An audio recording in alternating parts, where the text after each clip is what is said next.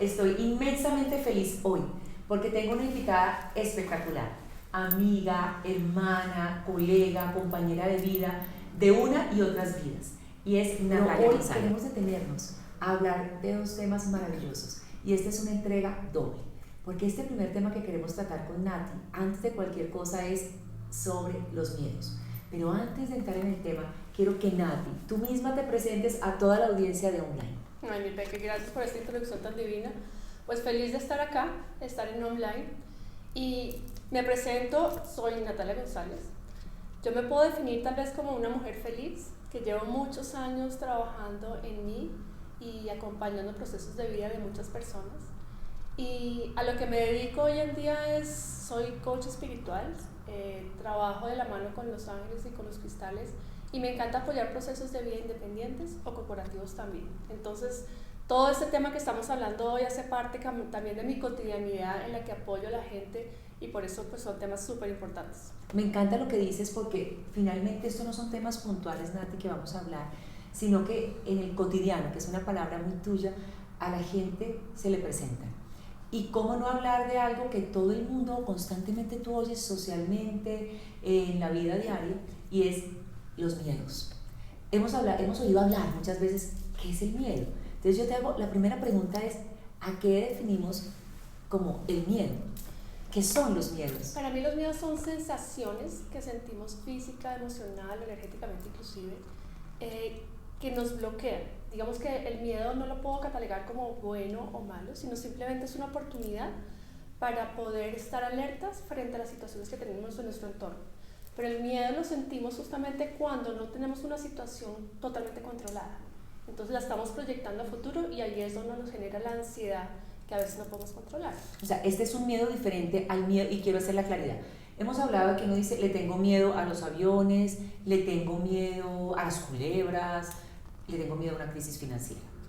¿En qué forma tú diferencias ese miedo de lo que nos han enseñado, digamos, en Occidente, a este miedo que tú hablas, que es el asociado a la emoción, al sentimiento o a esa reacción que tengo frente a una situación?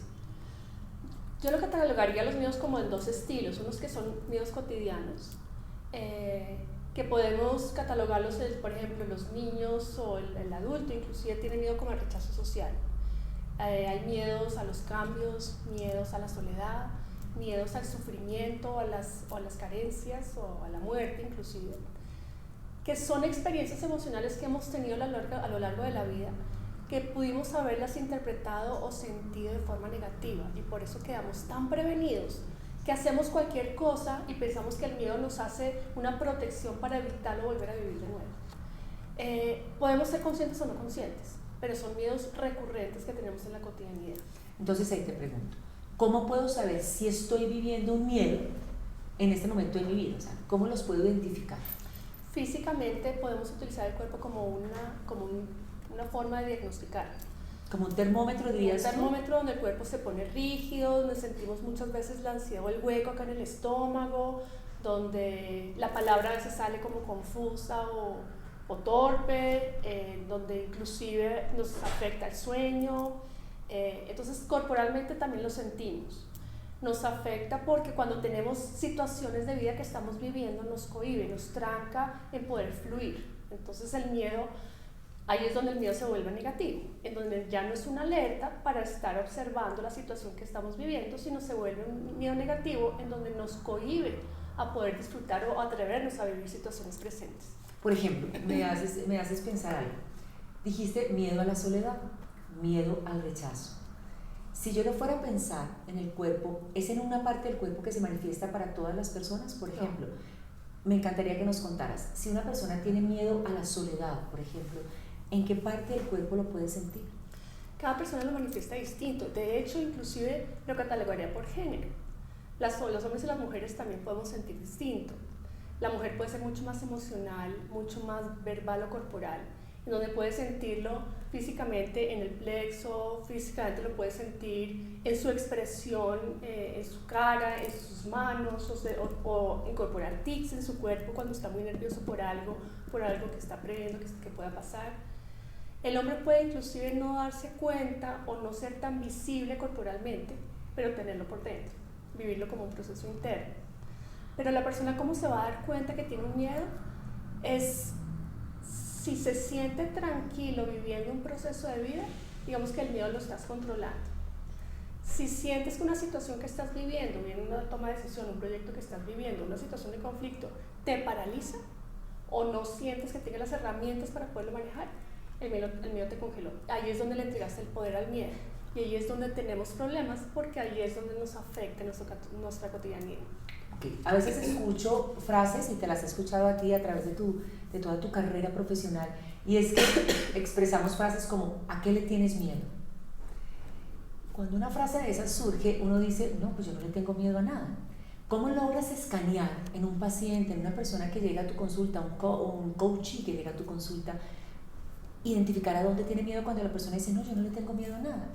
Y me han llegado, obviamente porque los miedos pueden venir disfrazados, y ahí es donde vamos a la segunda etapa de los miedos, que son los miedos ocultos, no conscientes, que yo los llamo mucho como que vienen desde las heridas del alma, que son esas heridas o interpretaciones que vivimos en nuestros primeros 7 años de vida, o situaciones de conflicto muy fuertes a lo largo de la vida, que nos generaron un dolor en el alma, que nos hacen poner máscaras. Dame un ejemplo. Por ejemplo, cuando fui rechazada, cuando niño, mi interpretación fue que mis papás no estuvieron pendientes de mí, o sentí que me rechazaban comparado con mis hermanos. Entonces, lo que hago es que la máscara que me pongo es que me vuelvo huidiza, no me comprometo, no quiero ser visible, porque de alguna manera inconsciente, si yo me vuelvo presente, de alguna manera estoy previendo que me van a volver a rechazar. Entonces me estoy protegiendo por tanto miedo a volver a vivir ese miedo o ese rechazo, que me pongo la máscara de estar no presente, de huir de la situación para protegerme de volver a vivir ese miedo. O sea, uno podría decir, una persona que ha vivido la herida del alma del rechazo, que viene siendo también un miedo a ser rechazado, claro, en la edad adulta, digamos, o en la edad joven, se oculta, digamos, o se oculta tras ese miedo, y lo que hace es que no busca relaciones donde tenga que tener exposición, no se compromete, porque teme que esa otra persona lo rechace. Entonces prefiere más bien protegerse, y más bien no entro en relaciones donde tenga que establecer el compromiso. Pero entonces hay dos donde ves perfiles que son, por ejemplo, personas súper introvertidas, que no quiere decir que no actúen en su vida. Al contrario, pueden ser personas súper controladoras o personas que les gusta tener espacios de investigación, pero siempre como muy escoltados o muy escondidos a la visibilidad de los demás. De esa forma siente que no está siendo visible y siente que está protegiéndose de ese miedo de ser rechazado nuevamente. Okay. Eso es cuando el miedo se hace visible de esa manera. Ahora, tú decías que el miedo puede también tener una manifestación física. Y antes de hablar de cómo sanar los miedos, que me encantaría que nos regalaras al finalizar esa parte, quiero preguntarte, ¿uno podría decir que el miedo duele, Nati? El miedo me refiero, con lo que me acabas de decir, de yo siento dolor en el plexo, y tú podrías decirme, ¿a qué le tienes miedo? Siento dolor en las rodillas, puede ser miedo a tomar una decisión, siento dolor en la garganta, miedo a expresar algo. Uno podría hacer como un escáner a partir de algún dolor en el cuerpo físico para identificar ese miedo. Sí, inclusive no solamente el dolor físico, sino la forma como nos expresamos ante la sociedad, ante la cotidianidad. Entonces, normalmente cuando vemos personas que son súper agresivas o rígidas en su hablar, realmente esa es su máscara. Esa persona está siendo rígida o está siendo agresiva para protegerse del entorno que está viviendo. Pero detrás estamos encontrando una persona que tiene mucho miedo. Fíjate que las personas o los niños que normalmente no tienen consciente los miedos son súper tranquilos. Caminan tranquilos, no temen caerse o resbalarse con una piedra en el camino, como que están más sonrientes, más desparpajados ante las situaciones, ante las personas. Pero los adultos, mira la postura, ya somos más rígidos, caminamos un poco más arrastrados, estamos mucho más prevenidos de lo que está pasando. Entonces ese miedo que lo podemos ver verbalmente o corporalmente en la posición, termina enfermando el cuerpo. ¿Cómo termina enfermando? O sea, hoy en día por eso vemos que, relacionándolo mucho también con los centros de energía del cuerpo, vemos personas que tienen migrañas, que tienen úlceras, que tienen cálculos, que tienen gastritis, dolencias cardíacas. Detrás de todas esas manifestaciones hay emociones no resueltas.